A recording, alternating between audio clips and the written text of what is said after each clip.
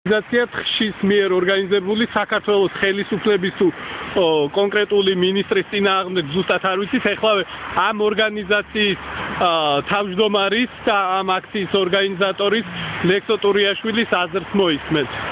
გამარჯობა, ეს არის არაძალადობრივი პროტესტი კონკრეტული პიროვნების წინააღმდეგ ადამიანმა, ვინც გაყიდა საქართველოს ქონება მაგ დაამპალმა მაგაცმა. აი ხა მოისმენთ საზოგადოებრივი აზრს, ეს არის ორგანიზაცია თავისუფალ ხელოვანთა შემოქმედა კავშირი და ჩვენ გვსურს ჩვენი აზრი დავაფიქსიროთ ამ გამყიდვლების წინააღმდეგ. და რა არის ეს ასეთი? აი ხა ნახავთ, ციკო დაიწყეს ჩვენი ორგანიზაციის აქტივისტია.